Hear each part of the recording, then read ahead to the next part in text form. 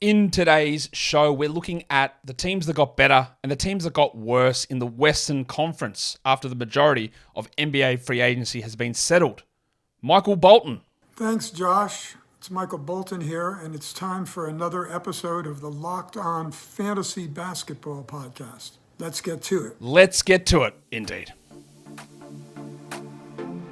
You are Locked On Fantasy Basketball, your daily fantasy basketball podcast, part of the Locked On Podcast Network.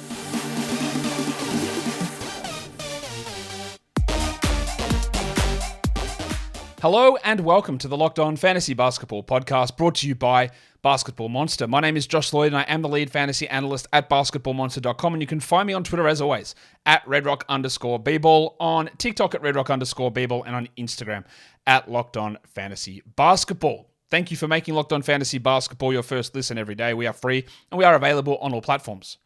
So this show, I am recording this at 11 p.m. Eastern Time, 3rd of July.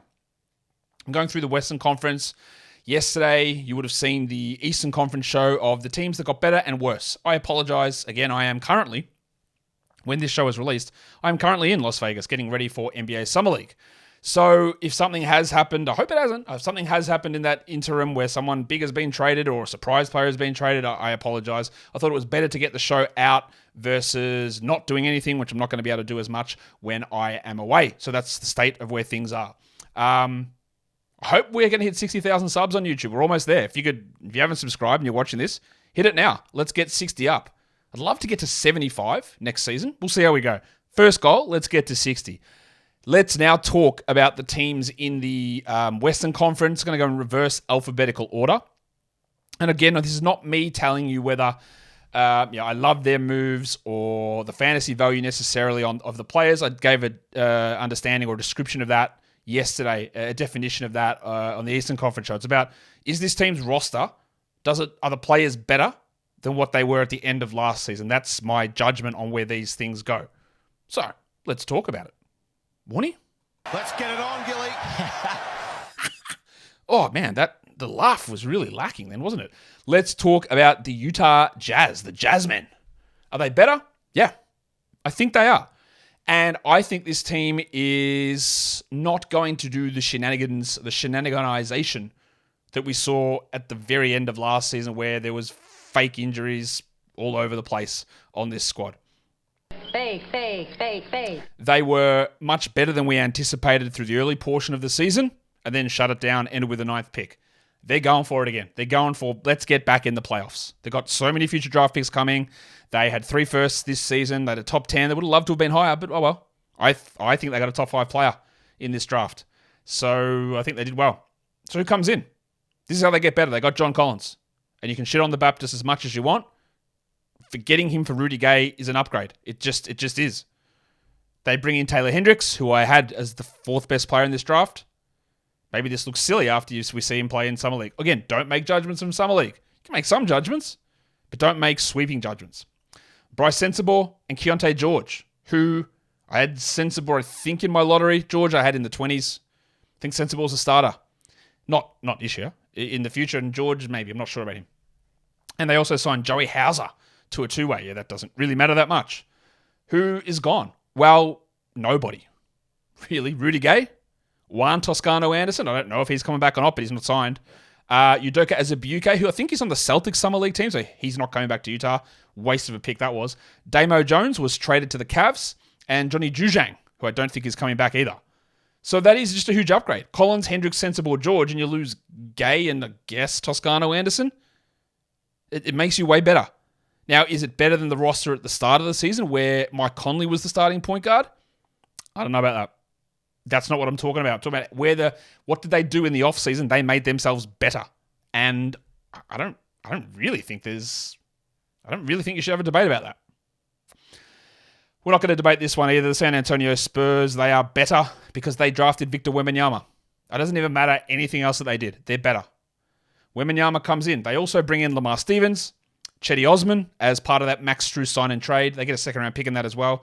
They bring Serge Jabari Rice in as a 2-way player who I think might be an NBA rotation guy. I don't know. And Sidi Sissoko, who is, I think, going to be an NBA rotation player.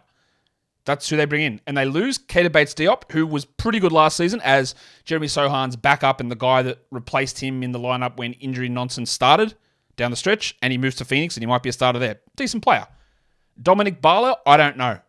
I'm recording this after the first Sacramento California Classic Summer League game. Barlow was a good man.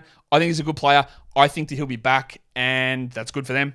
And then the other ones are Romeo Langford, who they didn't offer a qualifying offer to, so I don't think he's coming back, and Gorgie Jeng, who I don't think is coming back either. But it's really clear. You bring in Wembanyama, and Barlow might even still come back, and the only guy you lose really is Bates-Diop. Like, it's just a W. It's not even remotely close to anything else.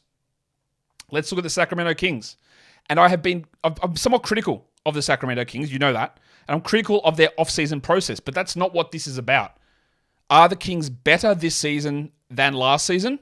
And I would say the answer is, I almost said they're the same, but I think they are marginally better.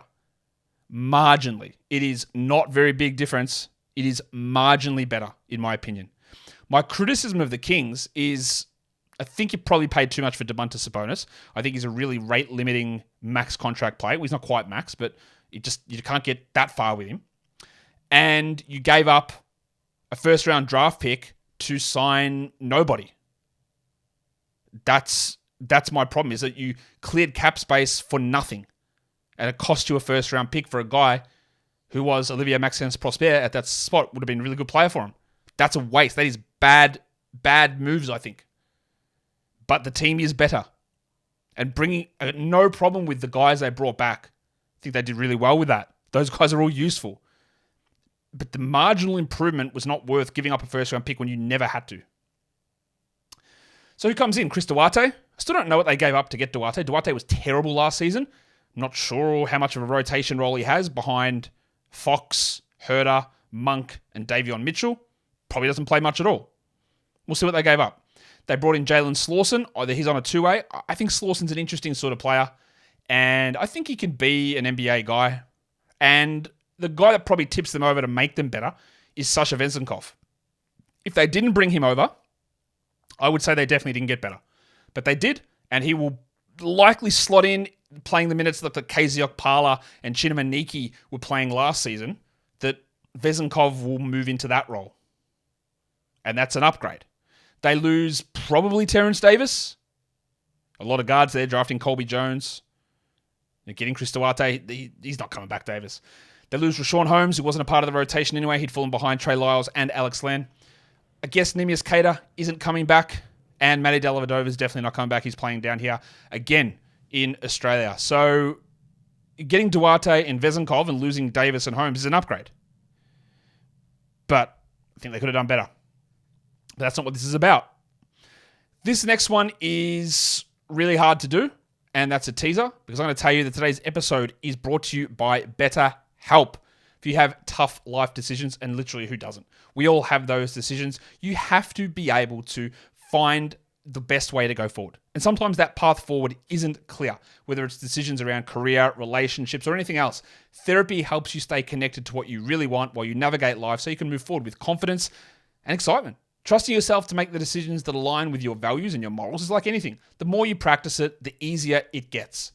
So you're going to therapy, talking through those things. They're telling you, well, what do you need? I get overwhelmed with decisions. Well, you know what? Take a breath. I'm not a therapist. I'm not giving you this advice. But these are the sort of things that you can hear that I've heard when I've had therapy. Like, okay, take a moment, take a breath. Just say, I'll be back. I'll think about this. We'll be back in a second. And just rather than reacting in the moment or being overwhelmed or whatever, just taking the things that you need for yourself personally in those situations.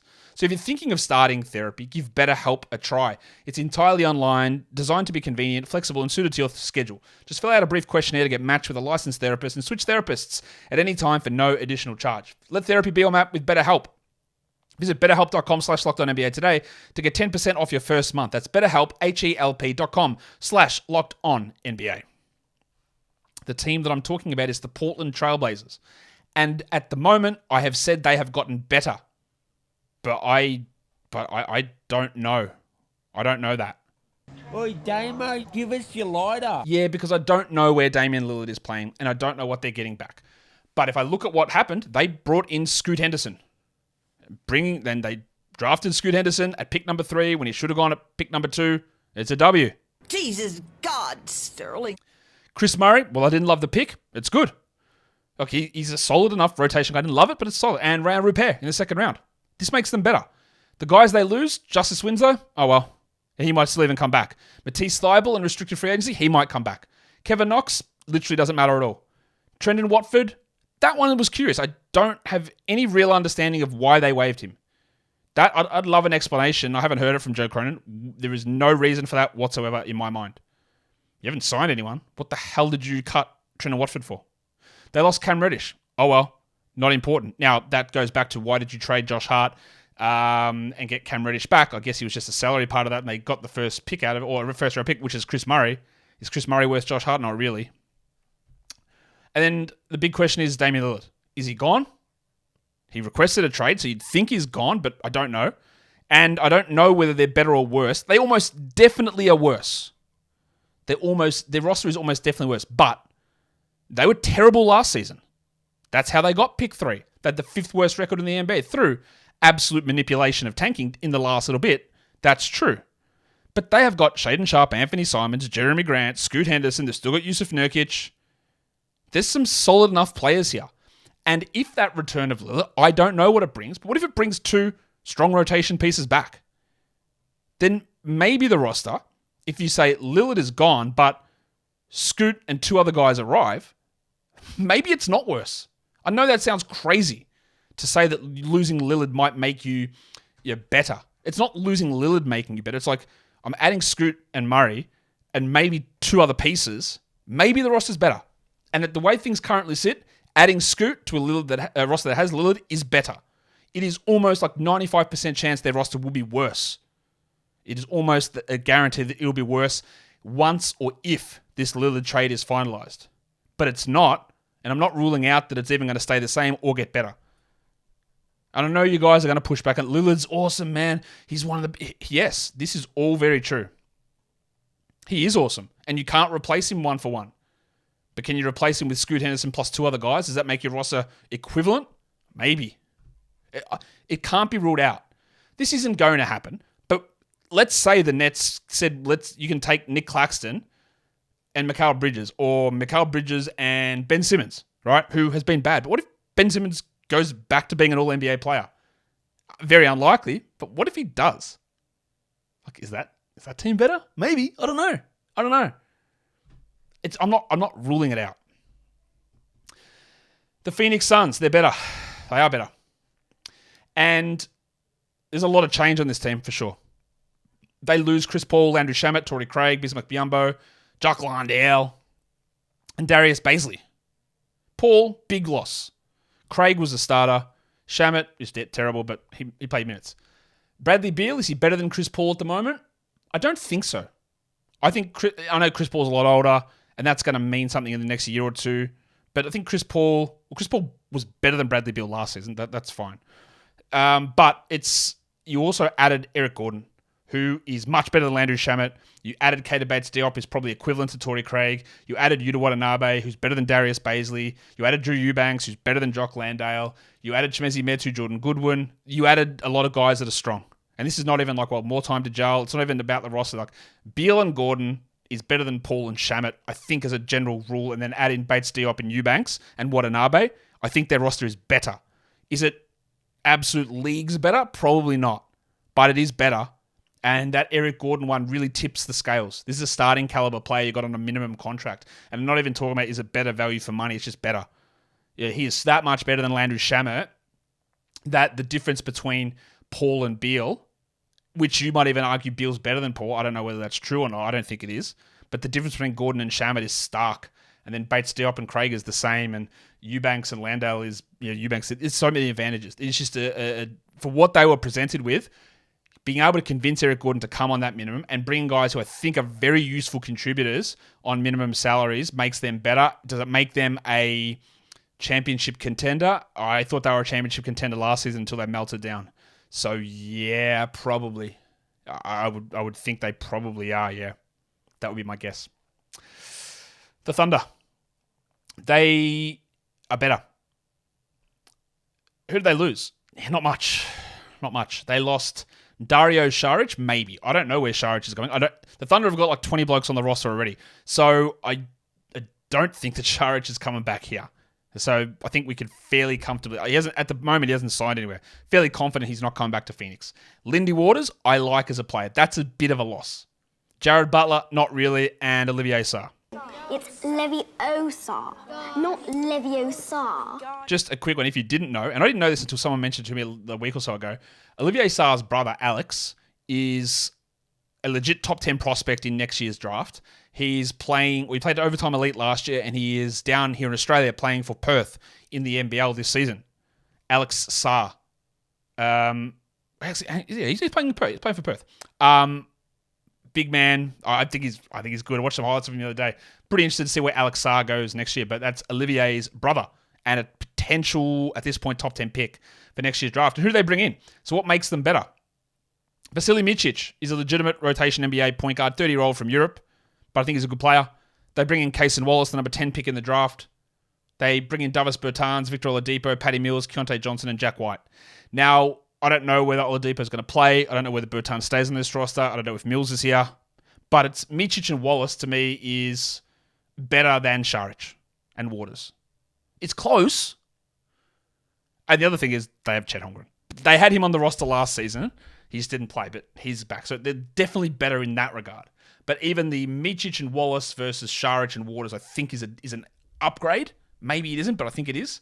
And then if you get anything out of Oladipo, that probably tips it that direction as well. Let's go to New Orleans. I think they're about the same.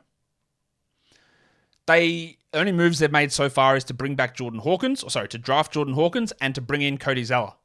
And Cody Zeller replaces both Jackson Hayes and Billy Hernan-Gomez. Bill probably heads off over to Europe, and I wouldn't say he's in the NBA. Jackson Hayes goes to the Lakers, and they lose Josh Richardson. So if I said they're about the same, they might be worse. Richardson's better than Jordan Hawkins, yes. But is Zeller better than Jackson Hayes? Yes. By much? Not really. It's probably a wash leaning towards worse. But the team, again, this is what the distinction on this show. The team is almost likely to be almost definitely better.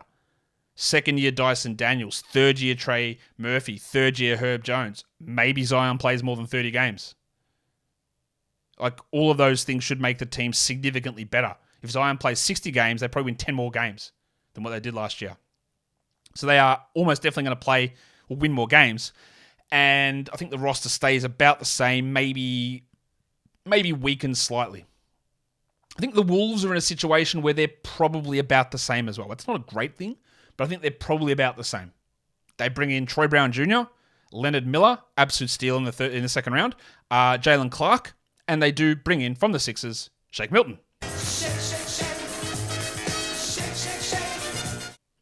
Troy Brown, decent rotation player, decent rotation wing sort of guy. Shake Milton, backup point guard, backup shooting guard, solid enough. Clark won't really play. Miller, I don't think does much early on. They lose Taurean Prince. They lose maybe Jalen Noel. He hasn't signed anywhere. I don't know that he'll be back, but I think Shake sort of takes his spot. Austin Rivers, Nathan Knight, and Matt Ryan. So while I said they're the same, Shake and Troy Brown, with the only guaranteed loss being Taurean Prince, that's a W. If they don't bring Noel back, then losing Prince and Noel and getting Milton and Brown makes it about even, I guess. And then if Leonard Miller contributes, and for the long term, they definitely got better. But Leonard Miller, I don't think is going to contribute much this year. That's why I've got them as being listed as the same as last year. But unlike the Pelicans, who were the same, probably worse, the Wolves are probably, to me, probably same, but probably better. That's a lot of probablys in a sentence. I apologize for that lack of grammatical coherence. Let's go to the Memphis Grizzlies. Is their roster better or worse? I was going to say it is worse, but I don't think it is. Will their team be worse than last season? Probably yes. Right, Brandon Clark's going to miss a big chunk of the season. Steven Adams has had that knee problem. We'll see whether he's healthy. And Ja Morant's going to miss 25 games. So the team is probably worse in terms of record this season. But I think the roster's same, bordering on better. Marcus Smart is better than Tyus Jones. Marcus Smart is better than Dylan Brooks. Is Marcus Smart better than Jones and Brooks together? Debatable, but close. They also bring in Derrick Rose. They bring in G.G. Jackson on a two-way. I don't think he's going to play this much. And they bring in Josh Christopher. Basically, they get him for nothing. as the Rockets were just dumping players left, right, and center. So they're probably the same. I said the same, bordering on better, but now I'm not really sure. Maybe they are the same, bordering on worse. There's going to be internal development that might make them better, but again, losing Jar and the injury to Clark does hurt. So Smart is the best player out of all those 6 guys listed, so that gives them a W, but losing Jones and Brooks without probably getting another rotation guy back is a little bit of a concern. Can Josh Christopher step into that? And by the way, there's so much crazy homophobia going up around this video about Jalen Green and Josh Christopher, although it's pretty disgusting, to be honest.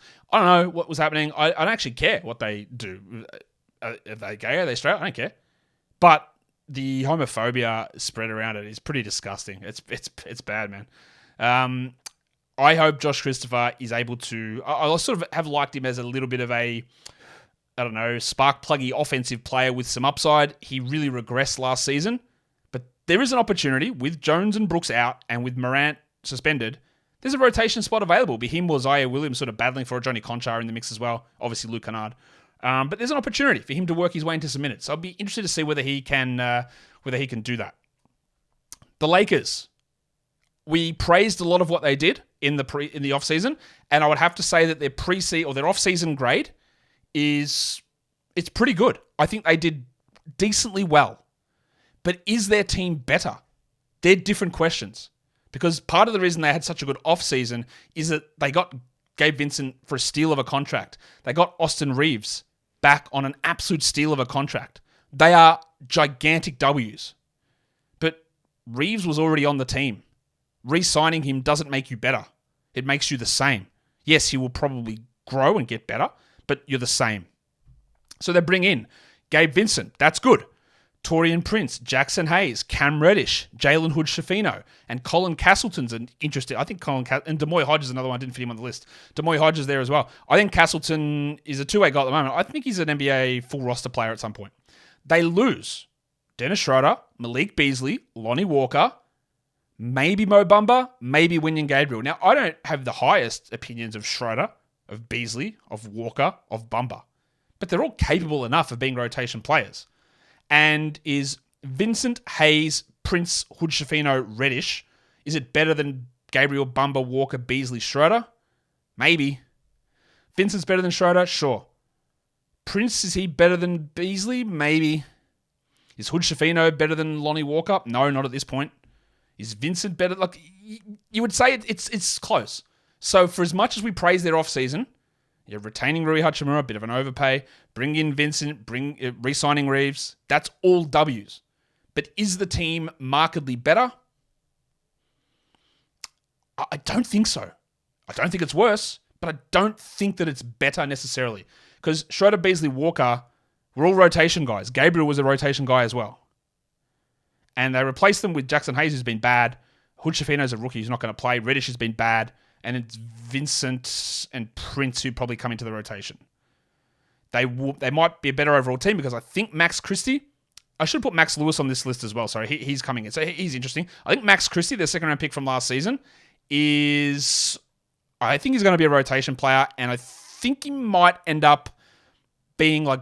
He might end up being better than what Lonnie Walker was last season. I'm pretty interested to see what Max Christie can do. But of course, he's not an addition to the roster because he was there last year. He just never played. I'm getting a little bit more interested in what he can do. I think there's something to see with him. I hope. The Clippers. I think they're the same. But what if Harden arrives? If Harden arrives, I would think they'd be better. But I don't know. They lose Eric Gordon. That's an L. They traded away Luke Kennard and the pick that became Cam Whitmore for 20 games of Eric Gordon. That's an L. They cut him as well. They lose Gordon, and then it's Moussa Diabate and Xavier Moon. They bring in Kobe Brown, the 30th pick in the draft, KJ Martin, and Jordan Miller. So really we're looking at, is KJ Martin, plus maybe a little bit of Kobe Brown, but is KJ Martin better than Eric Gordon? I don't think so, but it's not. Martin's pretty good. Does he really fit this team? That's what I'm not sure about with all the forwards and wings and that sort of stuff. That's not great. So they're probably same, getting possibly worse. They brought back Mason Plumlee as well. So they're probably... yeah, same, close to worse, but that could easily change if we do get Jim Harden heading back home to LA. The Houston Rockets. This is where grading off seasons and rosters is interesting. Are the Rockets a better team than last season? Absolutely. Did they make insane free agent decisions that probably are going to end up being bad? I think yes. Very clearly yes. Is the direction and the 90-degree turn that they made going to end up foolish? I think probably yes. Is firing Steven Silas and replacing him with Ime Udoka a W? 100% yes. Was Ime Udoka a horrible coach for 3 months in Boston? Also yes. Was Ime Udoka a very good coach towards the end of the season in Boston? Also yes. Udoka was dreadful for the Celtics. People forget that because they made the finals. He was shithouse. He was a really bad coach. He was calling out, bagging players constantly in press conferences. There was so much internal strife on that team. And then everything just came together and they went really good. Now, on this team, with so many, dickheads, that could get really bad really quickly. When Udoka gets pissed, benches guys, drags them, they crack the shits, he calls them out in press. It could go sideways really quickly, including the bloke they signed for $20 million a year, Dylan Brooksy Brooks, which is just absolutely crazy. I got no problem with the Fred VanVleet signing. Is 3 years, 130 a lot for Fred VanVleet? Yeah, but one of them's a team option, so it's basically 2 years, 90-ish. It's fine. He is a very good player. Does it make sense for them to get a 29-year-old 6-foot point guard and pay him that much money where they are in their draft or their rebuild process when they drafted a point guard at number 4 overall? No. But he also is going to make Jalen Green better. He's going to make Tari Eason better. He's going to make Jabari Smith better. He's going to make Alperen Şengün significantly better. He's going to make everything better. And that's the sort of point guard who doesn't need 30 usage. He doesn't need to make the game Fred VanVleet-ish. He just does what he needs to do. It's a W in that regard. And it makes them significantly better. It still confuses the rebuild process when Porter and Thompson are both still there. I don't know what they do with that. But then when you bring in Dylan Brooks, one of the worst offensive players in the NBA, and pair him with a bunch of other blokes who can't shoot, Amen, Green, Smith, Porter, who's actually pretty good. That's not fair on him. It's ridiculous. But the roster is better. You bring in VanVleet, Dylan Brooks, Jeff Green, Amen Thompson, Cam Whitmore, and Jock Landale, and you lose KJ Martin, solid player, Usman Garuba, Josh Christopher, probably Daishan Nix, he's gone. Frank Kaminsky and Ty Washington is an unbelievable talent upgrade. And it is still a bad offseason, I think. Because of the Dylan Brooks thing, because of, are you going to play Jeff Green? Because of limiting what Tari Eason can do, because of limiting what Amen Thompson can do, because you put Kevin Porter in purgatory. Where does any of it work? I don't know. But they will be better. Will they be better enough to be a playoff team in 2 years? Or will they go from a 22-win team to a 34-win team and become the Wizards? That's the fear, isn't it? They become the Bulls. That's the fear. That's the fear. I heard this on, I think it was Sam Vecini's podcast, and I think it was Robbie Calland who's on there and said the part of the problem with giving Dylan Brooks 4 years, $80 million is that Dylan Brooks already thinks that he's the best offensive player on the team, and now he's going to say, look how much they paid me to be the best offensive player on the team. And that's a recipe for unbelievable disaster. Unless he pulls his head in, never has, unless he pulls his head in a number of ways, that could just be a complete shit show. When he comes out there, I'm the man, look at my contract, and he's out there going 4 of 20, it could be bad. The Golden State Warriors. I initially thought that their roster was probably better, but I don't think it is. They've still got probably a move to make, and the reports all seem to be that it'll be Dario Saric, and I think if Dario Saric does come in, it probably makes them better. But they bring in Chris Paul, Trace Jackson-Davis, Brandon Podziemski, and Corey Joseph, old mate. They lose Jordan Poole, Ryan Rollins, Patrick Baldwin, Dante DiVincenzo, Ty Jerome, and probably Anthony Lamb. And while Poole had his detractors for his defense, his turnovers, and the whole thing with him and Draymond Green, all that sort of stuff, he had his detractors. Still a good player, good scorer, a guy that can handle the ball and dribble, but losing the combination of Paul and DiVincenzo and probably bringing back one rotation guy in Chris Paul, is Chris Paul that much better than those two combined?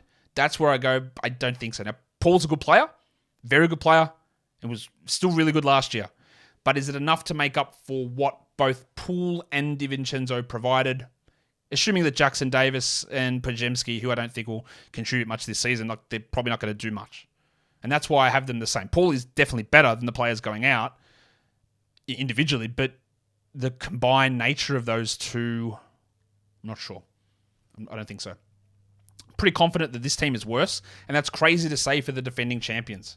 But I think that you have to say the Denver Nuggets are worse. They bring in Jalen Pickett, a reach at pick 32, I thought. Hunter Tyson, a reach at pick 37. Julian Strouder, maybe a reach at 29, but probably not. Okay, fine. All older rookies. And Justin Holiday, who was absolutely washed last season. That's it. That's all they brought in. This is not even me criticizing them dipping into their biannual exception, I think it was, to sign Reggie Jackson. Insanity. And they lose the Shark, Bruce Brown. Baby shark, They lose Jeff Green. My name is Jeff. They lose... they lost a lot of sound bites. They lose the tank, Tom Bryant. Which, let's be fair, doesn't mean anything because he didn't play. They lose Ish Smith, probably. I don't know where Ish Smith's going to play. And they lose Jack White, who went to Oklahoma City. Pickett, Tyson, Strouder, Holiday do not make up for Brown, Green, or even Brown and Green, or even Brown on his own. Yes, we expect some internal improvement from Peyton Watson, who I like. He was already on the roster. We expect internal improvement from Christian Brown, who I like. But he was already on the roster. In terms of what their roster did, they got worse. They might be the same or better through improvement of other players. But their roster is worse, I think, than where it was last season. And the last one, the Dallas Mavericks. I think they got better. They bring in Seth Curry. I'm not sure about this. They bring in Seth Curry, Rashawn Holmes, Dante Exum, Derek Lively, Omax Prosper, and Mike Miles Jr. They lose Davis Bertans. They lose Justin Holiday. They lose Christian Wood. I don't know where Wood's going. It's not here. They lose McKinley Wright, Frank Ntilikina, and Markieff Morris. So the rotation player they lost was nobody? Wood, sorry, that's not true. They lost Wood. Because Bertans didn't play every night. Holiday started 2 games, then was out of the rotation. Morris, Ntilikina, they didn't play. And they replace it with Seth Curry, who will. Rashawn Holmes, who I think definitely will. Exum, who will.